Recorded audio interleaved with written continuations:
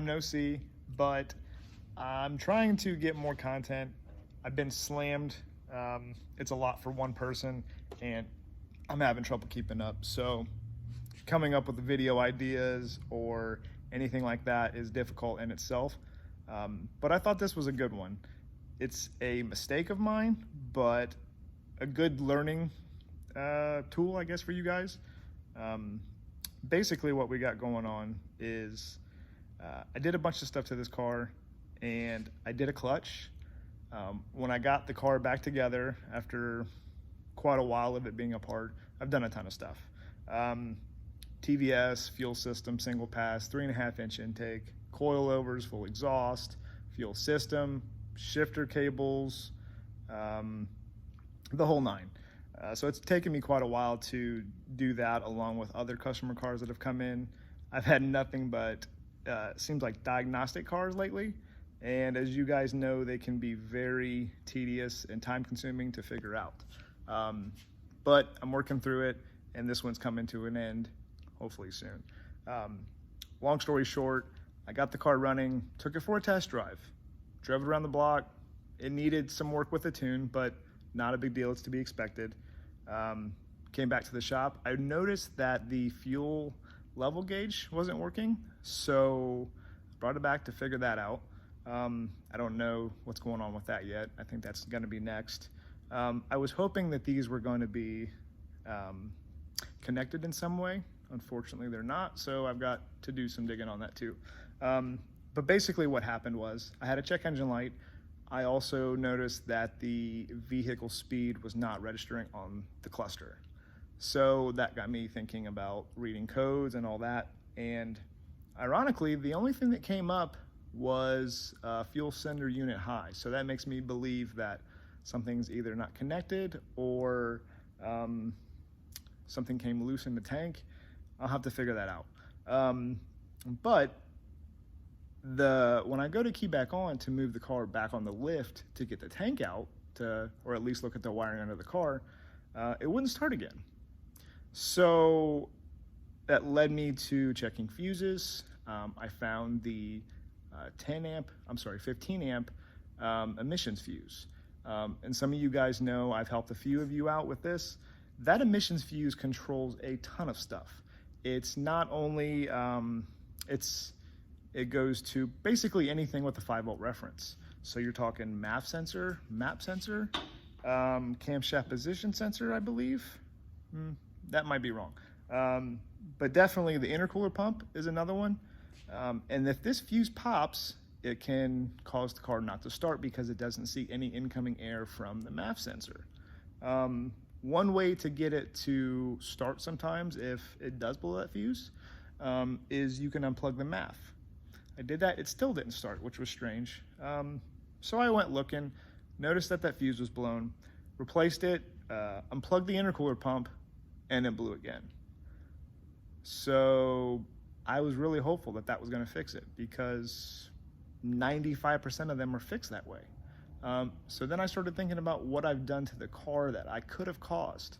And it literally took me 2 days because I didn't want to believe, I didn't expect what had happened to be the cause. I've heard of people having the issue, but I've never personally done it. I guess maybe when I was wrestling the transmission in by myself, I didn't have the harness up and out of the way far enough, and it pinched the harness that goes to the secondary O2 sensor. I also got the VSS in that group of wires, and I pinched the 5-volt reference wire. It's a pink and black wire. That's going to be found on most sensors with that 5-volt reference that I was talking about. So I took the fuse box apart. I'm going to show you that now. I took the fuse box apart and noticed that I had continuity to ground whenever I was on, I want to say it was like B9, one of these guys. So I got on the wiring diagram. I searched all of that back. So here we are with the damage. What happened was I had the wiring harness pinched at the back of the transmission back there.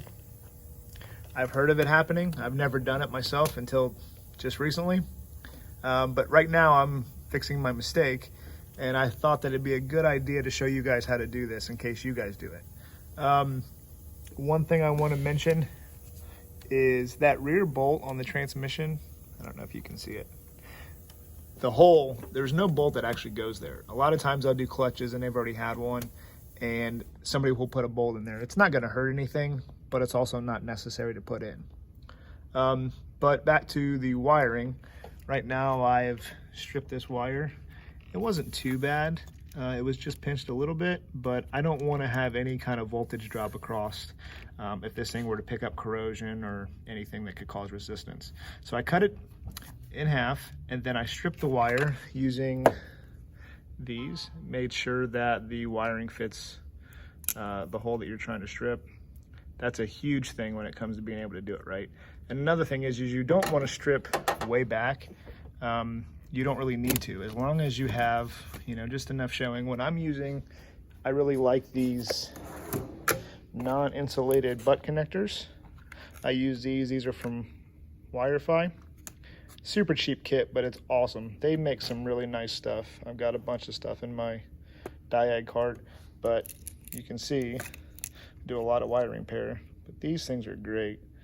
They're not as bulky as the insulated ones. I think there might be some in here to show you. This is another good kit. Yeah, like these work great. I don't mind these for something like, it's not really tight space, something like a wiring harness on a trailer or something like that that's going to be outside. They work fine for that. I just don't like them because they're so bulky, and then when you go to try to relume them, they just stick out, and it's just not a good way. But these things work so great because they don't add a bunch of bulk to the harness, and it makes it a really easy job to keep it clean. So I'm going to pinch this, crimp rather. I don't have an extra set of hands, so I'm going to do that real quick and get back with you. Okay, so I've got these crimped. I've got an extra long piece of shrink wrap, just to cover up a little bit of the shielding that was skimmed a little bit. It's not all the way through. You can't even see the wiring, but I can just peek into it a little bit. So you can see the crimp here. And now I'm going to slide the shrink wrap over, shrink tubing rather, and I'm going to use a heat gun. I know a lot of people, myself included when I was younger, I would use a lighter. I actually learned from another YouTube channel that whenever you use a lighter, you actually take the oxygen away from it and can cause the connection to be brittle. So they recommended using these, and to be honest, it's a lot easier to deal with. You don't have to worry about getting the flame too close to anything or anything like that. And this thing on low setting is enough to get that shrink wrap enough, hot enough for it to shrink. So that's what I'm going to do. So now I've shrunk that, and you can tell that there's no way that this is sliding anyway. You want it to be tight so it doesn't get any kind of water or anything in there, cause corrosion. This is a watertight seal and will be good, just as good as the factory wiring. I never used to be a big fan of the butt connectors, but once I found those non-insulated ones, I've had nothing but great success with it. And yeah, they're just, it's a lot easier than soldering.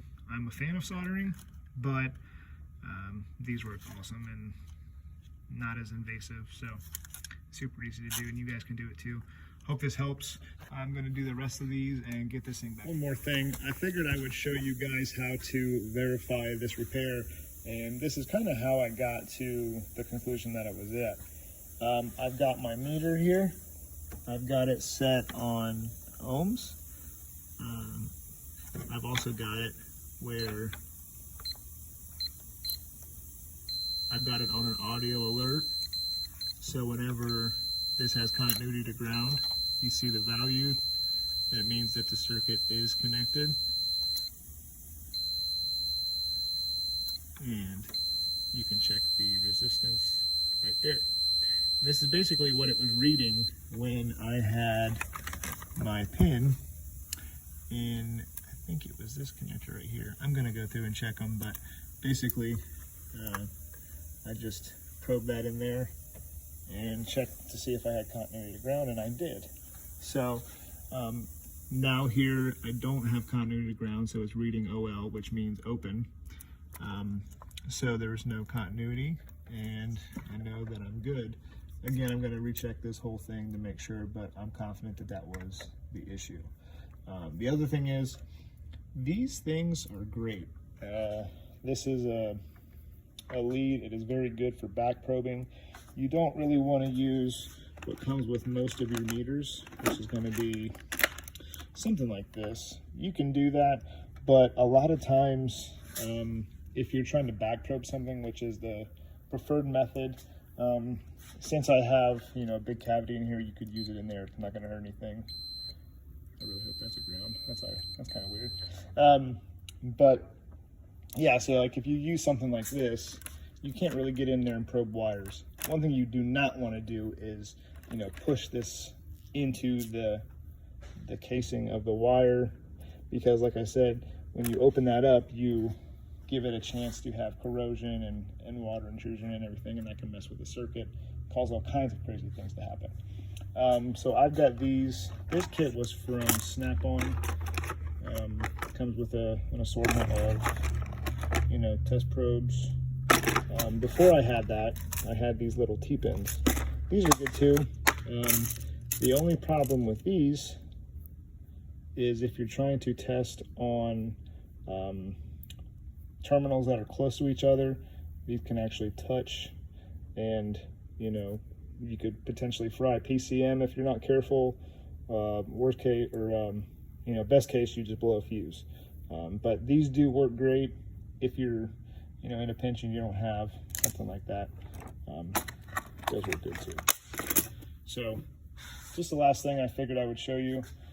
You know, here's some clips. These go on the end of the leads, so you can, you know, tether to stuff. Makes it real nice and simple. The worst part about Diag is, you know, sometimes fumbling through some of this stuff, if you don't have the right equipment to repair wiring or to test it, it can be really difficult. And, you know, sometimes you get a reading and you're not sure, or you know, you don't get what you're looking for because you don't have a good connection. You know, that's where something, like I said, something like this comes into play, and you can get, you know, in here like so. I'm in the back of that connector just that fast, and I know that it's seated, you know, so I can test this circuit. I can do whatever I need to do, and I, you know, didn't hurt that at all. I just got inside the weather pack, went straight to the terminal. It's a great way to test. So again, I hope that helps you guys, and I'm gonna get this thing back together and see if it doesn't fire right for me.